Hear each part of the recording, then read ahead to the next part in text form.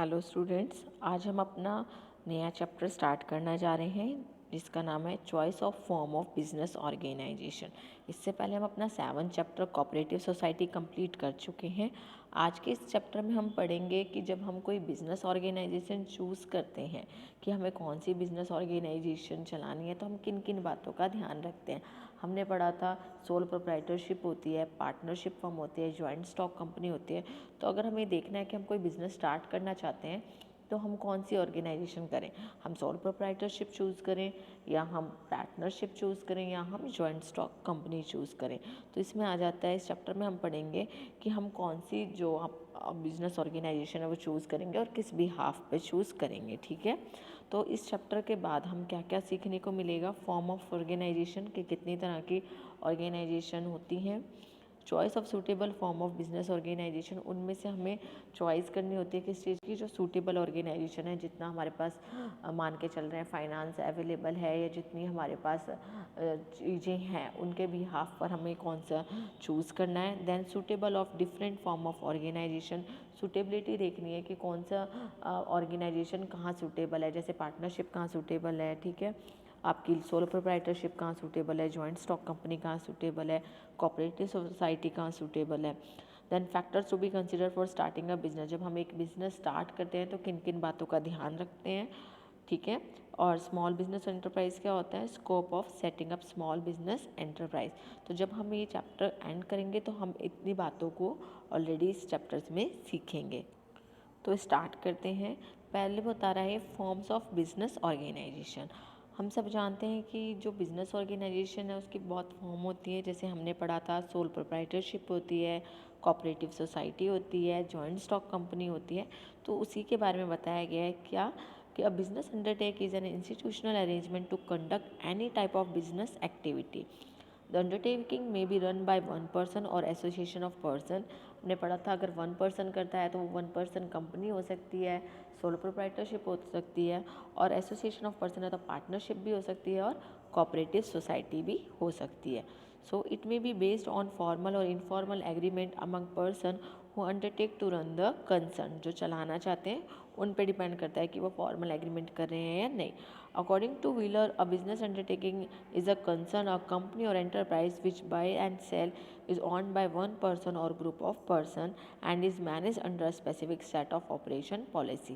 अभी जैसे मैंने आपको बताया कि जो एक कंपनी होती है या एंटरप्राइज होती है उसमें क्या होता है, या तो एक पर्सन चलाता है उसे या ग्रुप ऑफ पर्सन चलाते हैं, जिसमें वो क्या देखते हैं, बाइंग एंड सेलिंग देखते हैं। ठीक है, the person join together and pool their resources and conduct the activities of the undertaking for the benefits of all. हमने पढ़ा भी था जॉइंट स्टॉक कंपनी में भी कि सारे पर्सन इकट्ठे होकर एक बिज़नेस स्टार्ट करते हैं और बिज़नेस एक्टिविटीज़ कंडक्ट करते हैं ताकि सबका बेनिफिट्स हो सके। ठीक है, तो in order to stabilize and run an enterprise the form of organisation will have to be decide. जब हम कोई बिजनेस स्टार्ट करते हैं तो हमें देखना पड़ता है कि हम कौन सी फॉर्म ऑफ ऑर्गेनाइजेशन चूज़ करें। A number of factor associated with ownership, requirement of fund, manager requirement, scale of operation are taken into account while selecting a particular form of organization। देखो बेटा, जब भी हम ऑर्गेनाइजेशन चूज़ करते हैं तो हम देखते हैं हमारे पास कितना फंड अवेलेबल है, ठीक है, ऑनरशिप हमें आगे शेयर करनी है या नहीं करनी, मैनेजर रिक्वायरमेंट कितने कितने लोग मैनेज करने के लिए चाहिए, स्केल ऑफ ऑपरेशन कैसा है, स्मॉल स्केल है या लार्ज स्केल है। तो इन सब बातों का ध्यान रखते हैं। तो इसमें हमारी आती है sole proprietorship, joint Hindu family business, इसके बारे में हम बात कर चुके हैं ऑलरेडी, पार्टनरशिप इसके बारे में भी बात कर चुके हैं, joint stock company, cooperative society and public sector undertaking. तो ये कुछ फॉर्म्स ऑफ ऑर्गेनाइजेशन है जिसके बारे में हम ऑलरेडी बात कर चुके हैं। इसके बाद बात कर लेते हैं choice of suitable form of business organization, कि जब हम चॉइस करते हैं कि हमें कौन सी बिजनेस ऑर्गेनाइजेशन चूज़ करनी है तो हम किन किन बातों का ध्यान रखते हैं और कौन कौन से ऐसे फैक्टर्स हैं जो इफेक्ट डालते हैं जब हम फॉर्म ऑफ ऑर्गेनाइजेशन चूज़ करते हैं। ठीक है, तो सबसे पहले हमारी बात आ जाती है नेचर ऑफ ऑर्गेनाइजेशन। तो बेटा देखो, जिस तरह का बिजनेस का नेचर होगा उसके अकॉर्डिंग हमें पता चल जाएगा कि मुझे सोल प्रोप्राइटरशिप चूज़ करनी है, या फिर मुझे जॉइंट स्टॉक कंपनी चूज़ करनी है, या फिर मुझे कोऑपरेटिव सोसाइटी यूज़ करनी है। So an entrepreneur has to decide what type of activity he has to undertake and the form of organisation will be decided accordingly. तो जो एंटरप्रेन्योर होता है वो डिसाइड करता है कि मुझे क्या काम करना है, उसके हिसाब से वो चूज़ कर लेता है कि मैं कौन सी ऑर्गेनाइजेशन चलाऊंगा। Business activity may be in the form of trading, manufacturing, service etcetera. In case of trading, if it is a small scale then sole proprietorship will be suitable. देखो बेटा, हमने पढ़ा था कि जो सोल प्रोप्राइटरशिप होती है वो स्मॉल स्केल होती है। तो बता रहे हैं कि अगर हम स्मॉल स्केल चूज़ करना चाहते हैं तो क्या होना चाहिए, स्मॉल स्केल यूज़ करें तो सोल प्रोप्राइटरशिप चूज़ कर सकते हैं। अब it is on a large scale है तो हम क्या करेंगे, या तो हम जॉइंट स्टॉक कंपनी ले सकते हैं, और अगर पार्टनरशिप है तो वो पार्टनरशिप भी ले सकते हैं। अगर फंड कम रिक्वायर्ड है तो पार्टनरशिप, ज़्यादा है तो joint stock. Manufacturing activities require more finance and managerial ability. Partnership और company form of organisation will be finances and manager ability. Partnership और company form of organisation will be suitable. बता रहा है कि अगर मान के चल रहे हैं हम कि हमें ज़्यादा फंड की नीड है तो हम जॉइंट स्टॉक कंपनी यूज़ कर सकते हैं, और अगर मान के चल रहे हैं कि पार्टनरशिप यूज़ करें तो मैनेजरल हमें एबिलिटी भी इसके साथ साथ मिल जाती है। So a service activity may be a small, medium और large scale level and the form of business organisation will be selected accordingly. तो कहने का मतलब ये है कि जिस तरह का हम नेचर है हमारे बिजनेस का, उस नेचर को देख के हम क्या करते हैं, चूज़ करते हैं कि हमें स्मॉल स्केल चूज़ करना है या लार्ज स्केल चूज़ करना है। ठीक है, उसके बाद हमें पता चल जाता है कि हमें सोल प्रोप्राइटर चूज़ करें या जॉइंट स्टॉक कंपनी करें या कोऑपरेटिव सोसाइटी करें। देन बात आ जाती है एरिया ऑफ ऑपरेशन। बेटा देखो, एरिया ऑफ ऑपरेशन क्या होता है कि मैं कितना एरिया कवर करना चाहता हूँ अपने काम के थ्रू। ठीक है, तो in case of business is to be taker as national और international level company form of organisation should be selected. अगर मुझे मान के चल रहे हैं कि इंटरनेशनल लेवल पे काम करना है तब तो मैं जॉइंट स्टॉक कंपनी करूँगा क्योंकि मुझे बहुत पैसा चाहिए, बहुत फंड चाहिए। बट अगर मैं एक लोकल एरिया में ही अपना बिजनेस स्टार्ट करना चाहती हूँ तो क्या होगा कि अगर लोकल एरिया ही है तो मैं वहाँ पर सोलो प्रोप्राइटरशिप भी चूज़ कर सकती हूँ। ठीक है, देन बात आ जाती है कैपिटल रिक्वायरमेंट की। तो देखो, पैसा जितना मुझे चाहिए, मैंने अभी आपको बताया था कैपिटल रिक्वायरमेंट में क्या होता है, जितनी मनी हमें रिक्वायर होती है। ठीक है, तो अगर मनी ज़्यादा चाहिए, ठीक है, तो हम जॉइंट स्टॉक कंपनी चूज़ करेंगे क्योंकि मैंने बताया था इसमें शेयर होल्डर्स होते हैं, मनी लगाते हैं, रिस्क कम होता है, तो ये सारी चीज़ें इंक्लूड हो जाती है। तो ये हमारी होती है जॉइंट स्टॉक कंपनी। ठीक है, तो अगर कैपिटल रिक्वायरमेंट कम है, अगर हम छोटा बिजनेस स्टार्ट कर रहे हैं, कैपिटल रिक्वायरमेंट कम है, स्मॉल स्केल है, तो हम सोल प्रोप्राइटरशिप भी चूज़ कर सकते हैं और हम पार्टनरशिप भी चूज़ कर सकते हैं। बट अगर मेरे को ज़्यादा पैसा चाहिए तो क्या होता है, हम जॉइंट स्टॉक कंपनी चूज़ करते हैं या कोऑपरेटिव सोसाइटी चूज़। फिर बात कर लेते हैं fourth point, volume of business की। तो देखो बेटा, वॉल्यूम ऑफ बिजनेस की, आपका जो बिजनेस है उसका वॉल्यूम क्या है, यानी कि कितना बड़ा बिजनेस है आपका। If the goods are to be produce and sold on a large scale then company form of organisation will be suitable. But if the volume of business to be handle is small then sole proprietorship और partnership में भी suitable. कहने की कोशिश कर रहा है कि मान के चल रहे हैं वॉल्यूम ऑफ बिजनेस, यानी कि जो हमारा बिजनेस है, ठीक है, अगर उसमें हम कम चीज़ प्रोड्यूस कर रहे हैं, यानी कि अगर हमारा प्रोडक्शन कम है और हम चाहते हैं कि जो हम सेल कर रहे हैं वो हमारा इतना फैला हुआ नहीं है, वॉल्यूम ऑफ बिजनेस कम है, ठीक है, तो हम क्या करेंगे, सोल प्रोप्राइटरशिप यूज़ करेंगे। पर लेकिन लार्ज स्केल पे हमारा बिजनेस है, ठीक है, अगर उसका वॉल्यूम बहुत ज़्यादा है, जो उसका एरिया वो बहुत ज़्यादा फैला हुआ है, तो हम कंपनी यूज़ करते हैं। Then extent of liability. Liability आपको पता है क्या होता है, उधार। ठीक है, तो अगर मान के चल रहे हैं कि एक्सटेंट ऑफ लाइबिलिटी में क्या होता है कि अगर आप रिस्क ले रहे हैं, ठीक है, अगर रिस्क ज़्यादा नहीं है और आप रिस्क बियर कर सकते हैं तो आप सोल प्रोप्राइटरशिप चूज़ कर लेते हैं। बट आपको लगता है कि अगर मैं कोई बिज़नेस स्टार्ट कर रहा हूँ बड़े लेवल पे और उसमें रिस्क ज़्यादा है और मुझे प्रॉब्लम हो सकती है, तो हम क्या कर लेते हैं, कंपनी की तरफ जाते हैं, क्योंकि इसमें क्या होता है, रिस्क जो होता है बाकी सब पर्सन भी बियर करते हैं। तो if the entrepreneur is ready to bear all the risk of a business, he may go for sole proprietorship where liability is unlimited, and in case he want the business risk should be shared with others, partnership and company form will be suitable। क्योंकि देखो sole proprietorship में क्या होता है, सारी liability आपकी खुद की होती है अनलिमिटेड लायबिलिटी होती है, कल को लॉस होगा तो आपको पर्सनल कैपिटल भी यूज़ करनी पड़ सकती है। देन बात करें डिग्री ऑफ कंट्रोल, तो समझ में आता है कि कंट्रोल किसके हाथ में हो। अगर मैं चाहती हूँ मेरा बिजनेस मेरे ही कंट्रोल में रहे तो मैं सोल प्रोप्राइटरशिप चूज़ करूँगी, और चाहे कि फ्यू हैंड्स में रहे तो हम पार्टनरशिप चूज़ कर लेते हैं। और हमें ये लगता है कि बिज़नेस बहुत बड़ा है और हम कंट्रोल जो है बाकी लोगों को भी दे सकते हैं, तो हम जॉइंट स्टॉक कंपनी चूज़ कर लेते हैं। If a business wants to have direct control over operation of the business, he should go for sole trade business. But if he is interested in increasing the volume of business instead of having single control, then company form of organization will be better option. Then है continuity of business. जब आपको लगता है कि आपका business है वो indefinite period के लिए कंटिन्यू रहेगा, तो आप क्या कर सकते हैं, आप चूज़ कर लेंगे इसमें कंपनी, क्योंकि कंपनी का एक फीचर क्या है कि अगर आप बिज़नेस आप मतलब कोई किसी की डेथ हो जाती है या फिर मान के चल रहे हैं कि कोई रिटायर वगैरह हो जाता है तो बिज़नेस बंद नहीं होता, ठीक है। तो अगर कंटिन्यू चाहते हैं कि वो इंडेफिनेट टाइम के लिए, तो हम क्या चूज़ करेंगे, हम चूज़ करेंगे कंपनी। तो if the business is to be continued indefinitely, then company form of organization will be better. Sometimes continuity is not given that much importance, then in case solo proprietorship and partnership of form of organization may be taken up. Then आ जाता है business secrets. अगर आप अपने secrets जो है किसी से शेयर नहीं करना चाहते, आप खुद अपने पास रखना चाहते हैं, तो ऑब्वियस सी बात है सोलो प्रोप्राइटरशिप, क्योंकि आप अपना सीक्रेट किसी को नहीं बताना चाहते। But in case business secrets can be shared with few person, the partnership form will be suitable. Or in a company form of organization, business secrets may not kept in since many person are involved in decision making. But अगर आप चाहते हैं कि secret कुछ भी ना रहे, तो आप क्या कर सकते हैं, कंपनी चूज़ कर सकते हैं, क्योंकि आपको उसमें बैलेंस शीट वगैरह सब कुछ आपको शो करनी पड़ती है, ठीक है। फिर बात कर लेते हैं लास्ट पॉइंट गवर्नमेंट रेगुलेशन की। अगर आप ये चाहते हैं कि गवर्नमेंट रेगुलेशन कम से कम हो, कोई इंटरफेरेंस ना हो, तो आप सोल प्रोप्राइटरशिप चूज़ करते हैं, क्योंकि उसमें क्या होता है, आपने थोड़ा सा पैसा लगाया है और आप अपना बिजनेस खुद कर रहे हो, तो सोल प्रोप्राइटरशिप होती है। जैसे आपने शॉप खोली तो आपको गवर्नमेंट से कोई लाइसेंस वगैरह इतना कुछ लेने की नीड नहीं होती, नहीं जो गवर्नमेंट होती है वो इंटरफेयर करती है। बट अगर आप कोई बड़ी लेवल पे कंपनी स्टार्ट करते हो तो उसमें गवर्नमेंट इंटरफेरेंस होती है। बट अगर आप चाहते ना हो या मिनिमम हो, तो आप सोल प्रोप्राइटरशिप यूज़ करेंगे। बट अगर आप चाहते हैं कि इंटरफेरेंस हो और इसके साथ साथ आप रजिस्ट्रेशन वगैरह ये सब रूल्स रेगुलेशन फॉलो कर सकते हैं, तो आप क्या चूज़ करेंगे, आप चूज़ करेंगे कंपनी। और company requires a lot of formality at the time of registration, and many rules and regulation of the government will have to be attended in day to day working.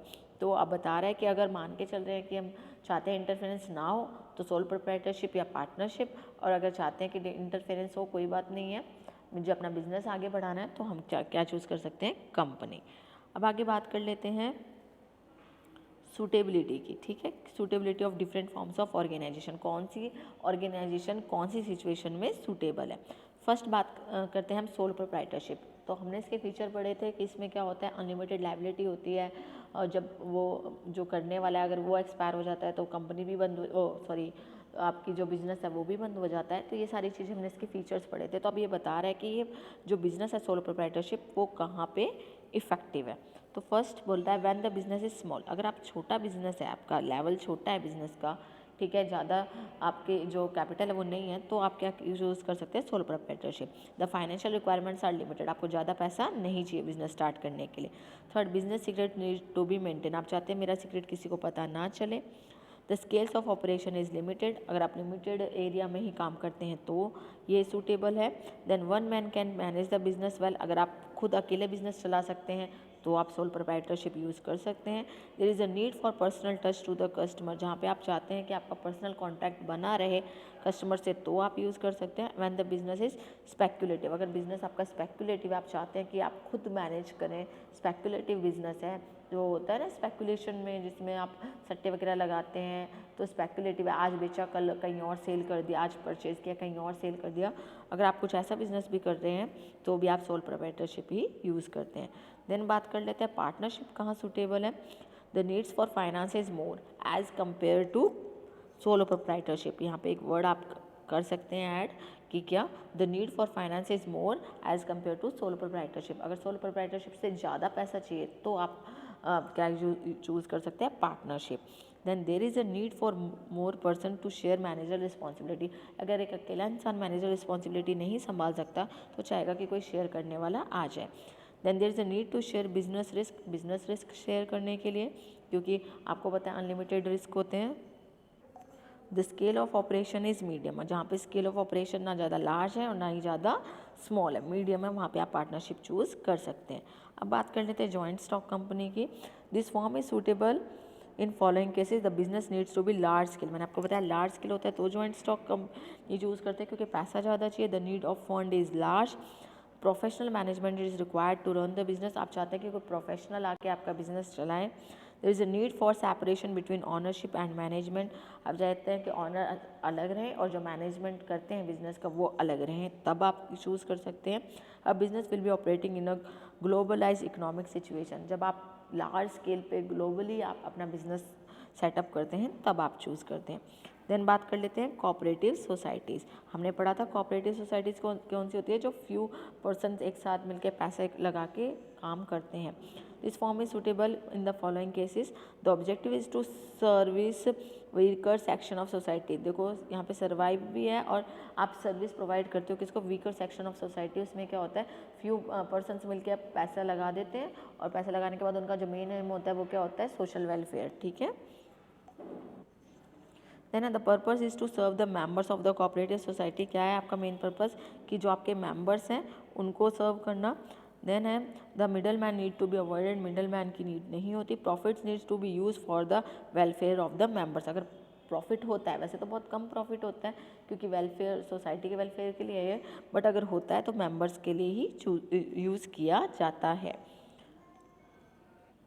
इसके बाद हमारा ये last topic है, इसके बारे में बात कर लेते हैं।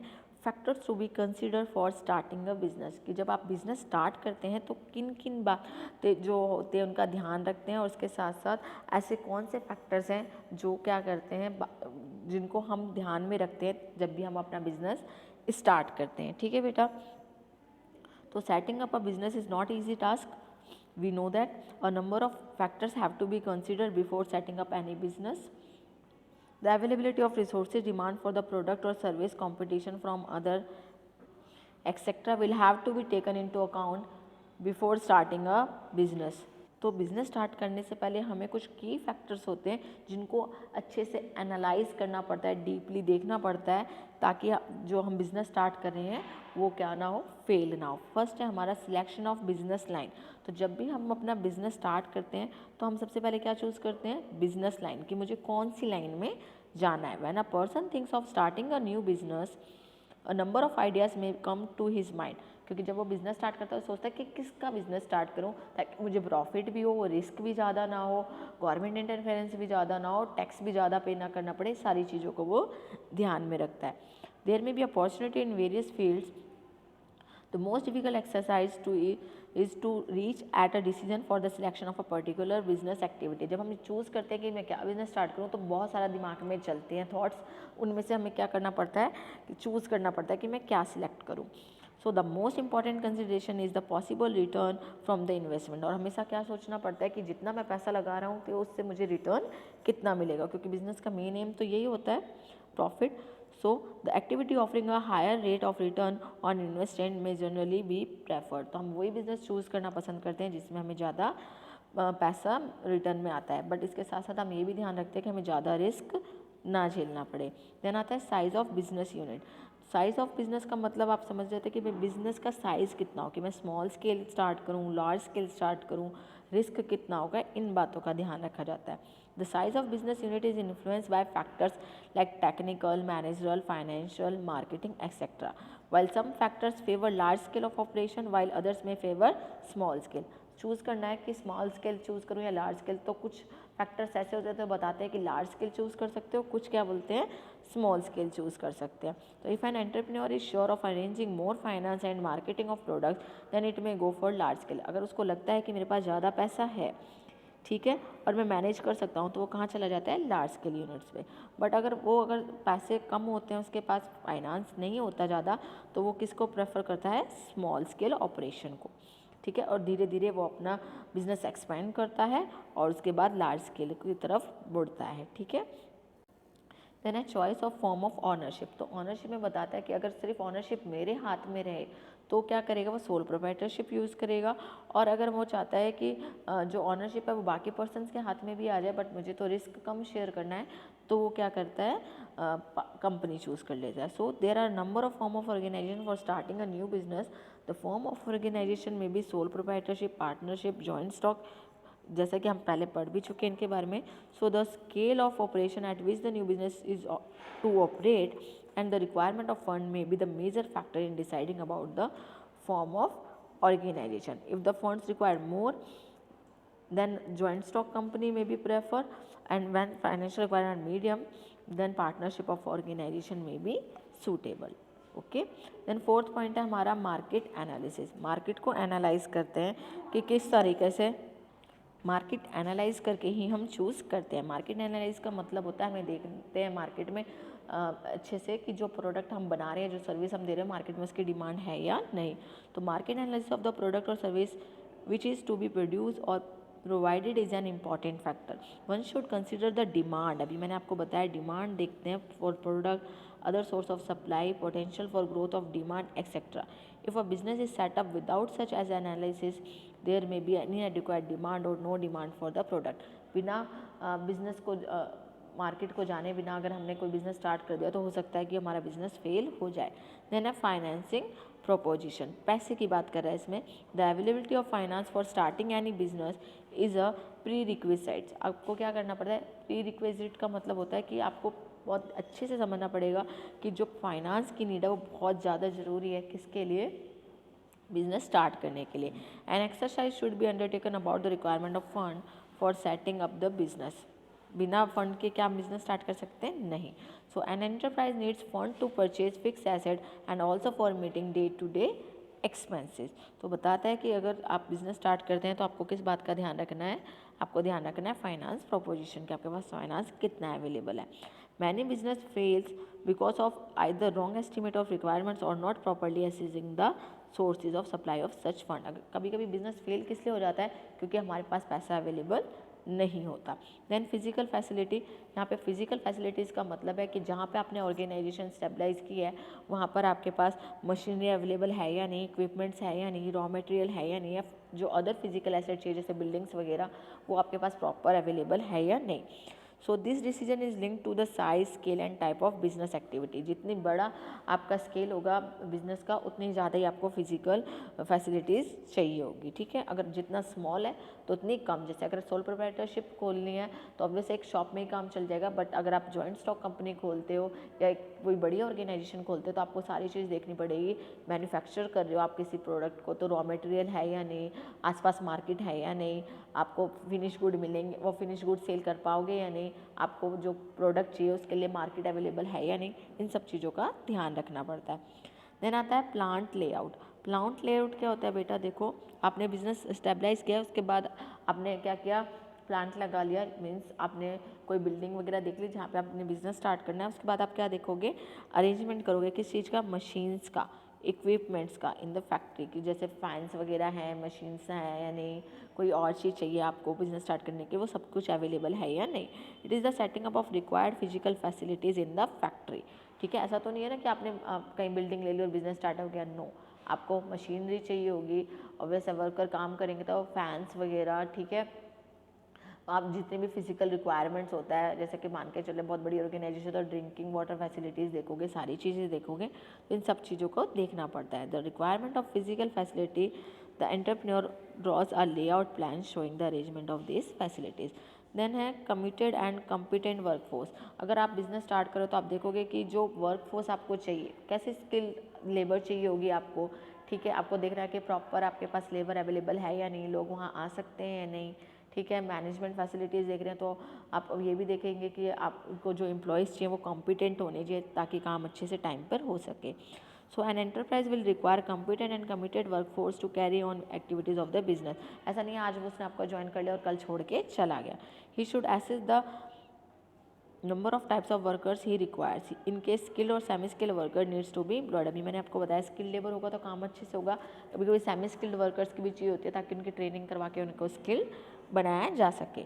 Another important decision will be with regard to the methods to be used for motivating the workers for increasing the commitment and performance. इसके साथ साथ हमें उनको मोटिवेट भी करना होता है ताकि वो अच्छे से काम कर सके। देन है टैक्स प्लानिंग।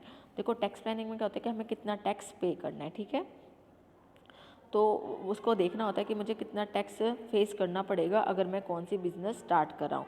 जैसे कि उसको पता होना चाहिए कि किसके अंदर कितना टैक्स होता है, जैसे कंपनीज एक्ट में कितना टैक्स पे करना है आपको, ठीक है, आप पार्टनरशिप करें तो कितना टैक्स पे करना है, लार्ज स्केल पे कितना पड़ेगा, स्मॉल स्केल पे कितना पड़ेगा, वैट क्या होता है, कस्टम ड्यूटी क्या होती है, इन सब चीज़ों के बारे में उसको नॉलेज होनी चाहिए। Then location of business enterprise की बिजनेस की जो लोकेशन है वो कहाँ है। अगर मान के चल रहे हैं हम कोई ऐसी जगह पे बिजनेस स्टार्ट कर रहे हैं जहाँ पे कुछ भी नहीं हो सकता, तो वो आपका क्या कहलाएगा, वहाँ बिजनेस आपका चल ही नहीं पाएगा, ठीक है। So another important factor is decision about the location of the business. If it is a manufacturing business, then the availability of raw material and market of for finished goods. When a business is set up in a remote area or backward area, then setup cost will be much less, but transportation cost will be high. क्योंकि अगर मान के चलें हम backward area में करें तो वहाँ पे आपको मार्केटिंग फैसिलिटी वगैरह नहीं मिलेगी, तो कॉस्ट बेशक से कम हो जाए आपके, बट लेकिन जो आपकी वो ट्रांसपोर्टेशन कॉस्ट वो बढ़ जाएगी, ठीक है। और अगर आप डेवलप एरिया में करते हो तो इसका उल्टा हो जाएगा, आपको इंफ्रास्ट्रक्चर फैसिलिटीज़ पे ज़्यादा पैसे लगाना पड़ेगा, ठीक है, आपको सारी चीज़ें मिलेंगी तो सही, बट लेकिन थोड़ी कॉस्टली, जैसे इलेक्ट्रिसिटी बिल हो गया, टेलीकम्युनिकेशन हो गया, बैंकिंग सर्विस होगी, ये सारी चीज़ें अवेलेबल तो होंगी पर थोड़ी कॉस्टली होंगी। बट मोस्टली लोग क्या करते हैं, ऐसे एरिया में जाना चाहते हैं जो डेवलप है, क्योंकि इजीली सारी फैसिलिटीज़ आपको मिल जाती है। Then last starting and enterprise. जब आपने इन सब फैक्टर्स को ध्यान में रख लिया तो आप लास्ट में क्या करते हो, आप बिजनेस स्टार्ट कर देते हो। When all types of plans are formulated and the feasibility of the enterprise is decided, then effort should be made to procure various factors of production and start an enterprise. तो आप क्या करते हो, जब सारी चीज़ें आपने अच्छे से एनालाइज कर ली तो आप बिजनेस स्टार्ट कर देते हो। तो बेटा ये पूरा चैप्टर था आपका किसके बारे में, choice of form of business organisation के बारे में। आई होप कि आपको ये चैप्टर समझ में आया हो और आप अच्छे से इससे नोट्स बना सकें और अच्छे से अपना काम कर पाएँ। Thank you students.